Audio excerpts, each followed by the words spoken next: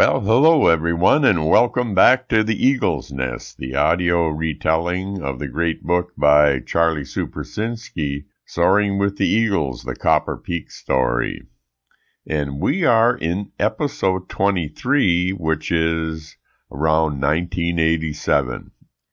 1987 was a year of planning. The next ski flying tournament was tentatively set for February 26th through the 28th, 1988. However, the flying hill needed to be recertified by the Fédération de Ski, the authority which was in charge of ski hills for ski flying. With new changes coming from the controlling organization, the landing slope needed to be flattened, and the issue of the huge washouts needed to be addressed. To help fund needed hill repairs, the fund drive to raise $7,500 for the EDA settlement ended in September of 1986 and netted some $16,000. The remainder of the Copper Peak fund drive was being used in 1987 on repairs to the ski flying facility in preparation for the February tournament. Earth-moving machinery manned by Sobolski Construction Company of Bessemer and Ross Peterson of Pence, Wisconsin, contractors, is currently working on the slopes of Copper Peak, repairing erosion damage to the landing area. The access road to the base of the slide on top of Copper Peak was widened and graveled and graded this summer in preparation for the meet. The parking lot for the spectators was upgraded, and the chalet at the bottom of the hill was renovated, as reported in the Daily Globe on November 19th of 1987. Bad news. In 1988, the FIS nixes the flying meet. At the 11th hour, the ski club was notified by FIS that no certificate would be given to host the February 1988 competition. Apparently, FIS wanted additional improvements to the hill before it would sanction a meet. Although the ski club had been working with the USSA officials to earn recertification, inspection by an FIS official did not occur on a timely basis. So, long story short, no 1988 meet. It should be noted that 1988 was also the year that the ski club renamed itself. The mission of the ski club since its inception had been to promote and encourage skiing, ski jumping in the Western Upper Peninsula. The corporation had concentrated its efforts almost exclusively to the ski flying facility. Promotion of the ski jumping sport had been relegated to the Wolverine Nordic Ski Club, which was formed in 1981 and provided a lease by the ski club. In 1987, the Gogebic Range Ski Corporation Board voted to deed the Wolverine property to the Nordic Club. In an effort to more efficiently focus their efforts to ski flying, the Gogebic Range Ski Club and Corporation Board approved a corporate name change to Copper Peak, Inc. on August 8, 1988. The cancellation did not deter the Copper Peak Board, and plans were rapidly formulated to upgrade the deficiencies. The summer revenues from 1987 were excellent and used to pay off the notes at local banks. Plans were submitted to FIS for their approval, and a positive response resulted. The Daily Globe reported that the Fédération Internationale de Ski has sanctioned a 3-day tournament for February 24th through the 26th, 1989, a decision which removes much of the bitterness this region felt after a proposed 88 tournament was canceled because of technical problems. There were several key upgrades which had to be undertaken and completed. First, the angle of the takeoff had to be increased from 8.8 degrees to 12 degrees, effectively lowering the end of the takeoff by some 4 feet. Angelo Lupino Construction Company was hired to undertake this task, with the engineering work performed by the engineering firm which designated had designed the scaffold. The second major task was to flatten the landing slope to 37.5 degrees. Hjalmar Matila Construction, the original contractor who built Copper Peak, was contracted to do the earthwork on the landing slope. The latest criteria for locating the judges' stands required that the present stand be relocated downhill or a new one be built at a lower location on the hillside. So, finally, 1989 ski flying returns to Copper Peak. After an 8-year hiatus, ski flying returned to Copper Peak on February 24th through the 26th, 1989. 40 skiers representing 9 countries would participate. There were 17 flyers from the U.S., 7 from Austria, 4 from Switzerland, 3 from Sweden, 2 each from France, Yugoslavia, Norway, and Canada, and 1 from Holland. Excitement was high, and ESPN would record the event. But only one day of ski flying would take place, and that would be on Saturday, February 25th. High 40-mile-an-hour crosswinds on Friday would negate any ski flying, and a blizzard on Sunday essentially terminated the event. In spite of weather problems on 2 days, Saturday's competition proved highly successful. Spectators and organizers were pleased with the results.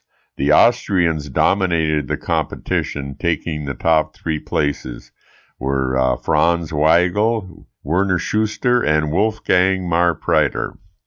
They were followed by France's Jackie Arpin and Switzerland's Benz Hosworth. The next American finishers were Mark Hamill in 13th and Chris Severson 15th. No records were broken as Franz Weigel recorded a leap of 153 meters, which is 502 feet, 1 meter short of the record. Werner Schuster flew 159 meters but could not hold the ride, falling in the transition. Perhaps the big story of the event was the performance of Ironwood's own Dave Engstrom. Dave had participated as a forerunner in the 1978 and 81 events. Here's what Paige St. John, Associated Press writer, had to say about the Green Hornet, as he was known, in an article which appeared in the Daily Globe on Saturday, February 25th of 1989. Dave Engstrom was 38 years old when he first flew off the ramp at Copper Peak.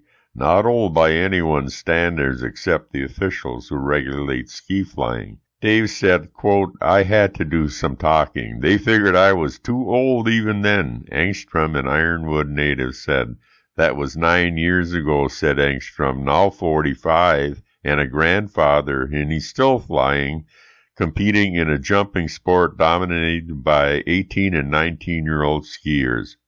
He may not leap as far as the younger flyers, but he is more apt to land on his feet and not his face, Engstrom said. Painting cars on an assembly line, raising kids, and grabbing days off from work so you could compete has given Engstrom a perspective different from the younger athletes. But the biggest difference, Engstrom said, is that the juniors can devote their entire time to training, while he has to be back at work Monday morning. That gives young skiers a strength advantage, but not one of finesse. Physically, they're quicker, snappier, John Koo said. Mentally, the seniors are better. If Dave hits a wind, he'll be able to handle it better. He'll know how. They used to say when you're a master, you don't want to compete. You just want to ride the hill, Engstrom said. We've gotten very competitive with the new equipment and improved hills. Dave Engstrom went on to compete well into his 50s. He even spent a tour in Europe, where many compete well into their 60s and 70s. While the competition in 1989 could be rated as top-notch, it came at an incredible price. The Ski Club's Treasury Report on August 28, 1989, showed the corporation in arrears to the extent of $163,000. A great portion of the expenses incurred resulted from hill improvements. This included expenses to lower the end of the takeoff, engineering and construction, and costs to profile the landing slope, surveying and construction. Nearly a third of the accounts payable were to the expenses in sponsoring of the meet. The heavy burden of this debt would prove to be very difficult from which to recover. The one dependable source of income the corporation could rely on, as always, would be the summer revenues from operating the chairlift, elevator, and gift shop. It was also thought that by sponsoring a meet in 1990, this would go a long way towards meeting the financial obligations of the corporation. This would prove to be a mistake. Once again, the bright light of the Copper Peak facilities was the summer operation.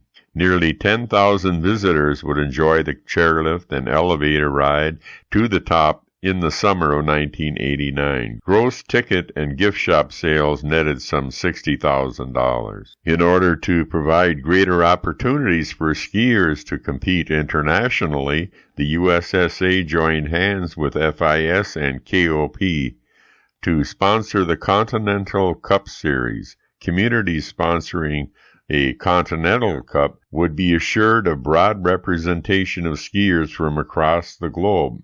While the quality of the jumpers may be diminished a little, the series would make it easier to attract European skiers to the USA. Communities could host a Continental Cup each year. Plans were formulated in 1989. Copper Peak would be eligible for the very first Continental Cup event in February of 1990. The Continental Cup Series continues to this day. So we have in Ironwood the 1990 Continental Cup, the first of its kind. The ski flying meet held in 1989 was under a provisional certificate by the FIS. On February 22, 1990, a 5-year certificate of approval was awarded to Copper Peak. It came just in time for the Continental Cup event set for March 2nd through the 4th, 1990. 28 ski flyers would represent 7 countries, 11 USA competitors with 7 representing the U.S. ski team and 4 independents from the Central Division. Also, there were Czechoslovakia, Austria, Norway, Yugoslavia, and Canada would be represented by 3 skiers, and Spain would send 2. Friday would be a practice day with 2 days of competition on Saturday and Sunday. A new unofficial hill record would be set by Austria's Stefan Horngacher in the Friday practice. His leap of 156 meters, which is 512 feet on Friday, would set the tone for the event. The following day, in competition, Stanislav Vasko from Czechoslovakia would establish the official hill record with an identical leap of 512 feet. The big story of the 1990 ski flying meet at Copper Peak, however, was the financial status of the corporation. A report issued by Copper Peak Incorporated in July showed revenues for the event of $80,000 and expenses of $121,000, a shortfall of $41,000. This meet deficit, when combined with the existing debt from a year ago, would total nearly $226,000.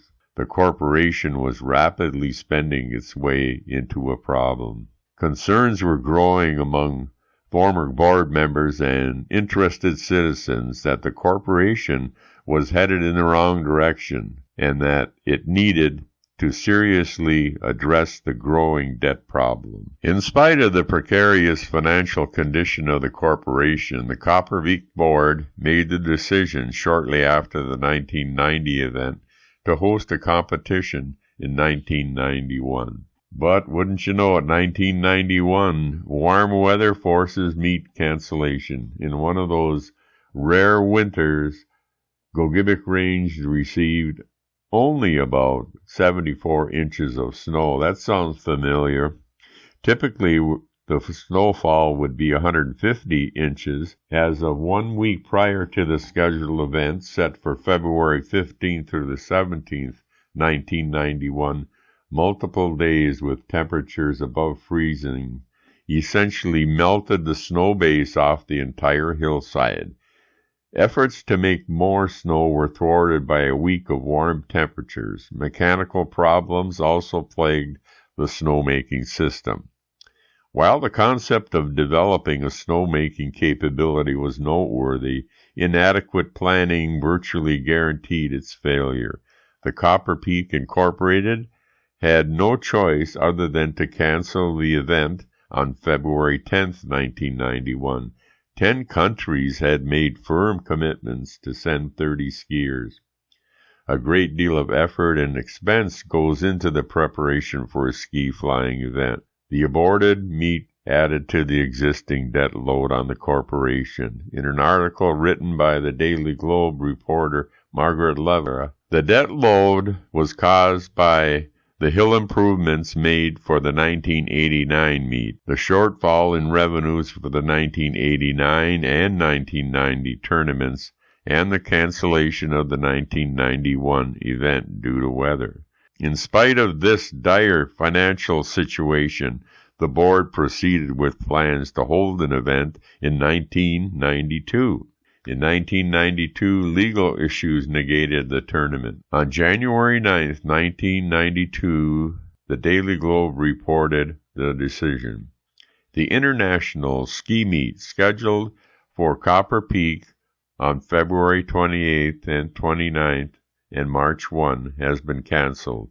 The decision was based on advice from legal counsel and was unanimously made by the Copper Peak Board of Directors. The 1992 tournament was canceled because a judgment had been filed against the corporation for an unpaid bill for hill preparation in 1989. Board members noted that this left only one alternative, and that was to cancel the meet. The cancellation would contribute further to the debt as resources were expended in the planning for the 1992 meet. The Copper Peak Board was faced with the unenviable task of developing strategies to retire the existing debt load. On numerous occasions in the past, the corporation had went back to the community and asked for their help. With the great number of area businesses holding a piece of the debt load, this option was not viable. The most likely effort to raise capital would be to make summer operations more efficient. Summer operations had been grossing nearly $45,000, attracting 8,000 to 10,000 visitors. But in 1993, no funds for a meet. The myriad of financial and legal issues facing the Copper Peak Board negated any efforts to sponsor a meet. In spite of a track record of recent ski flying events in which nearly all lost money, the board set its sights on sponsoring a meet in January of 1994. So in 1994, the Second Continental Cup was held. Although 19 countries were invited, only 5 would send a total of 20 flyers to the meet for January 21st through the 23rd in this Olympic year. The U.S. would be represented by 5 Olympians and 4 members of the USA B team. Austria, Slovenia, and Norway would send 3 each, and Germany would enter 2. 1 week before the event, the area was gripped by a cold spell in which the thermometer did not get above 0 degrees Fahrenheit.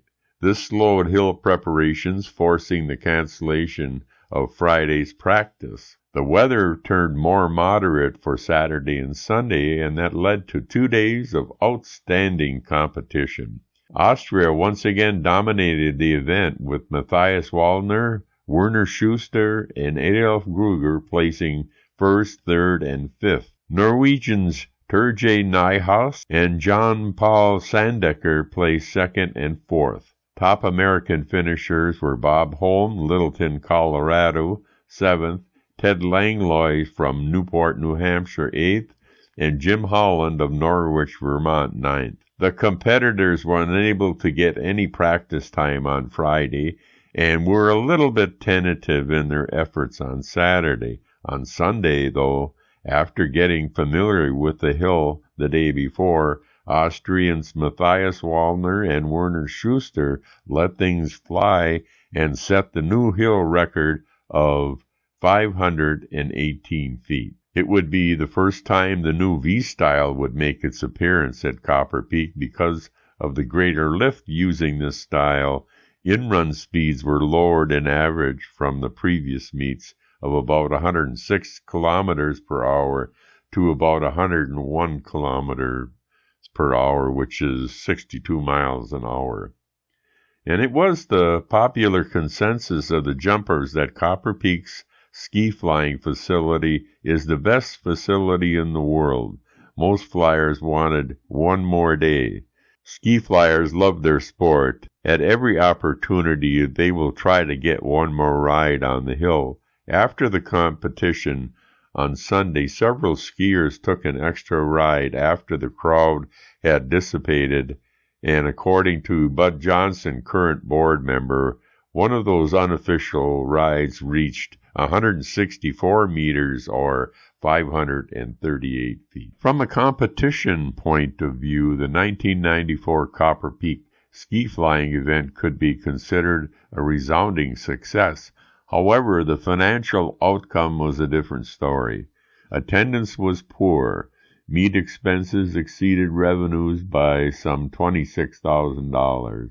As of March 1, 1994, Copper Peak Incorporated owed creditors $347,000. This included a mortgage on the entire facility with a local bank to the extent of $39,253. There were 8 major creditors owed $2,500 or more, and 11 creditors who were owed between $1,000 and $2,500, and 50 creditors owed less than $1,000. The massive amount of debt, some $346,000, nearly 7 times the corporation's annual income, would prove to be a daunting problem. The possibility of foreclosure also weighed on the minds of the Copper Peak board members and had to be dealt with accordingly. Complicating the debt issue was the reality that the only consistent source of income was the summer operations, and the chairlift and elevator needed massive upgrades. The buildings and grounds were in serious need of repair and refurbishment. The Copper Peak board was on its own with no prospects of outside help. The board would have to develop strategies to bring the facility back to the standing once envisioned by the founding father. And hope does spring eternal, and the Copper Peak board would find a way, and so now we have cause for optimism for the return of ski flying to Copper Peak. And on that hopeful note, we've run out of time for this episode of The Eagle's Nest. This is your narrator, Dan McManman, inviting you to join us again for the next episode of The Eagle's Nest. The best way to see and hear us is to go to the YouTube app on your smart TV or computer or on your phone and search Copper Peak Eagle's Nest. All the episodes so far are there all the time, and the episodes are numbered sequentially, so if you wanted to, you could watch one episode, and then it would go to the next episode automatically if you wanted it to. Also, you can find us on the Copper Peak streaming site by using social media sites like Google or Yahoo and search Copper Peak. Episodes play on the half hour, and we're also on Copper Peak Radio 102.1 FM at 6:08 a.m. and p.m. and 11:08 a.m. and p.m. Central Time. Charlie's book, Soaring with the Eagles, The Copper Peak Story, is available at the depot and the Downtown Art Place in Ironwood. Once again, thanks for joining us here on the Eagle's Nest, and see you next time, and think Copper Pete.